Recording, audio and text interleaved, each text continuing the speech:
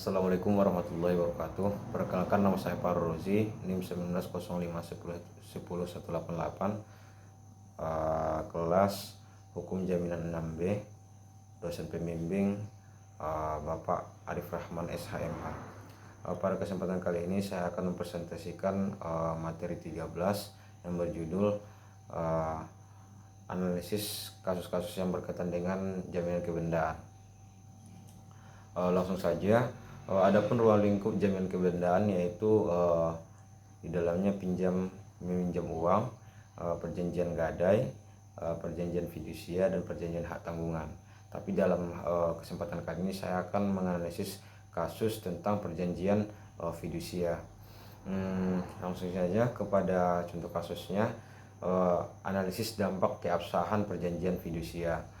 Studi kasus perjanjian fidusia antara PT X dengan Bank B. Kaidah hukum yang berlaku adalah Undang-Undang Jaminan Fidusia, dan peristiwa hukum yang terjadi dalam praktek adalah PT X melakukan hubungan kredit dengan Bank A disertai pengikatan jaminan barang yang persediaan atau tidak berserial nomor secara fidusia.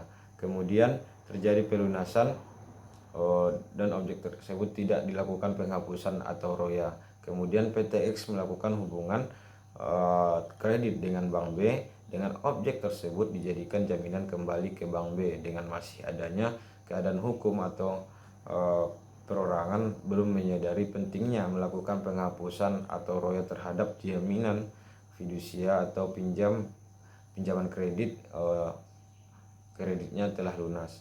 Bagaimana akibat hukumnya apabila objek fidusia berupa barang persediaan tidak berserial nomor sudah pernah diikat oleh suatu kreditor, kemudian telah terjadi pelunasan dan objek tersebut tidak dilakukan roya, lalu objek jaminan tersebut dijaminkan kembali ke kreditor lainnya secara fidusia. Di sini permasalahan yang akan dibahas yaitu bagaimana dampak dari keabsahan perjanjian kredit antara Bank B dengan PT X yang objek fidusianya belum diroya atau penghapusan, belum dihapus. Kedua, permasalahan kedua itu bagaimana bentuk perlindungan hukum terhadap kreditor terhadap kekuatan hukum akta jaminan fidusia yang belum dilakukan roya atau penghapusan jika terjadi manifestasi pada pihak debitor. Permasalahan pertama yaitu dampak dari keabsahan perjanjian kredit antara Bank B dengan PT X. Penyerahan hak milik secara fidusia terhadap objek jaminan fidusia berupa barang persediaan atau stok inventory yang dilakukan oleh PT X dengan Bank B sebelumnya telah diikat secara fidusia juga antara PT X dengan Bank A. Perjanjian kredit yang telah terjadi antara PT X dengan Bank A telah selesai karena pelunasan, maka dalam hal ini perjanjian kredit yang berperan sebagai perjanjian pokok antara PT X dengan Bank A telah berakhir. Begitu pula dengan pengikatan perjanjian secara fidusianya. Berdasarkan kasus ini, Bank A tidak lagi mempunyai dasar untuk mengikat benda yang pernah dijadikan objek jaminan dari PT X. Walaupun pencoretan roya atau penghapusan pada kantor pelayanan fidusia belum atau tidak dilakukan. Dampak dari keabsahan perjanjian kredit sebagai perjanjian pokok merupakan perjanjian yang sah. Perjanjian pengikatan fidusia yang hanya berupa perjanjian tambahan atau aksesorir tidak dapat mengganggu keabsahan dari perjanjian pokoknya, yaitu perjanjian kredit antara PT X dengan Bank B. Walaupun objek fidusianya belum dilakukan pencoretan fidusia atau roya, perjanjian kredit yang dilakukan antara kreditor dengan debitor dengan adanya jaminan hanya ditujukan agar piutang yang dimiliki oleh kreditor terhadap debitor terjamin pelunasannya. Menurut Maryam Darus Badrul Zaman yang dikutip dari Fredri Husni Hasbullah mengatakan jaminan sebagai suatu tanggungan yang diberikan seorang debitor dan pihak ketiga kepada kreditor untuk menjamin kewajiban dalam suatu perikatan. Lalu, bentuk-bentuk perlindungan hukum terhadap kreditor terhadap kekuatan hukum akta jaminan fidusia yang belum dilakukan roya jika terjadi wan prestasi pada pihak debitur. Pada pokok permasalahan kedua ini, perlindungan hukum adalah suatu upaya hukum yang diberikan kepada subjek hukum tentang apa saja yang dapat dilakukan untuk mempertahankan atau melindungi kepentingan dan hak subjek hukum tersebut. Dari pengertian perlindungan hukum tersebut dan dikaitkan dengan kepentingan kreditor, maka perlindungan yang akan diterima sesuai dengan apa yang telah disepakati dan dijaminkan sebagai diterangkan dalam sertifikat jaminan fidusia yang dipegang oleh kreditor. Maka mengenai barang persediaan yang dijadikan jaminan memang sangat beresiko bagi bank, karena sifat benda tersebut mudah berpindah tangan, apalagi penggunaan dari barang yang diberikan oleh debitur kepada kreditor untuk mendapatkan pinjaman. Dalam hal ini dengan sifat pendaftaran dari jaminan fidusia, yaitu bahwa yang didaftar sebenarnya adalah ikatan jaminannya. Dasar hak yang dapat digunakan oleh kreditor untuk pembuatan pengikatan jaminannya secara fidusia terhadap barang persediaan adalah hanya berasal dari daftar persediaan yang dibuat oleh debitor. Lalu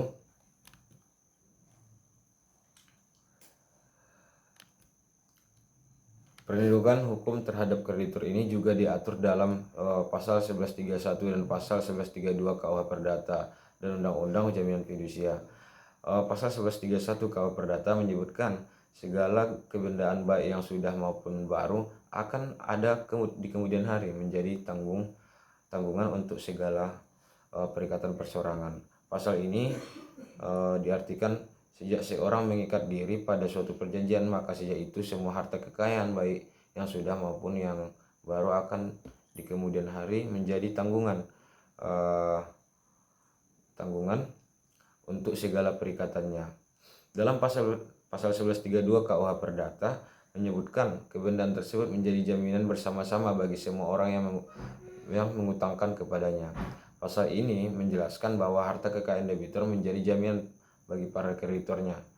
Hasil penjualan dibagi menurut imbangan masing-masing kecuali ada hak untuk didahulukan. Undang-Undang Jaminan Fidusia dalam hal ini juga menjelaskan perlindungan hukum bagi para pihak yang berkepentingan dalam perjanjian kredit dengan jaminan fidusia. Dengan kata lain, undang-undang yang secara khusus mengatur tentang jaminan fidusia.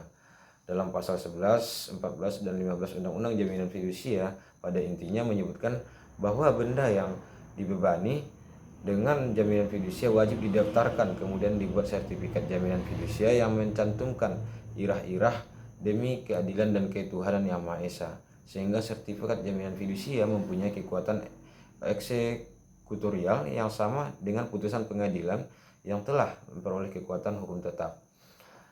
Kemudian kekuatan eksekutorial yaitu atas sertifikat jaminan fidusia memberikan hak kepada penerima fidusia untuk dapat mengeksekusi jaminan fidusianya dengan syarat debitur atau pemberi fidusi cedera janji dengan menjalankan cara yang ditetapkan dalam pasal 29 ayat 1 Undang-Undang Jaminan Fidusia. Pasal tersebut memberikan hak-hak kepada penerima fidusia untuk melakukan eksekusi dengan cara-cara. Yang pertama, eksekusi berdasarkan titel eksekutorial. Yang kedua yaitu eksekusi berdasarkan penjualan benda yang menjadi objek jaminan fidusia atas kekuatan penerima sendiri melalui pelelangan umum. Yang ketiga itu penjualan di bawah tangan. Untuk melakukan eksekusi terhadap objek jaminan fidusia, maka menurut pasal 30 Undang-Undang Jaminan Fidusia memberikan fidusia wajib menyerahkan benda yang menjadi objek jaminan fidusia dalam rangka pelaksanaan eksekusi jaminan fidusia. Apabila pemberi fidusia tidak menyerahkan benda yang menjadi objek jaminan fidusia, dapat meminta bantuan pihak yang berwenang. Hal yang dimaksud dengan pihak berwenang dalam pelaksanaan pengambilan objek jaminan fidusia dari tangan pemberi jaminan fidusia adalah pihak Polri atau pengadilan negeri berdasarkan pasal 200 ayat 2 ayat 11 HIR dan pasal 218 ayat 2 RBG. Undang-Undang Jaminan Fidusi juga mengatur mengenai ketentuan pidana bagi pemberi fidusi. Dalam hal ini debitur yang mengalihkan, mengendalikan atau menyewakan benda yang menjadikan objek jaminan fidusia yang dilakukan tanpa persetujuan tertulis terlebih dahulu dari penerima fidusia atau kreditor sesuai dengan pasal 36 Undang-Undang Jaminan Fidusia, maka dapat dipidana dengan pidana penjara paling lama 2 tahun dan denda paling banyak 50 juta rupiah. Dalam hal ini, lembaga jaminan fidusi dibentuk guna menjaga kepentingan kreditor, pemegang jaminan fidusia agar hak pelunasannya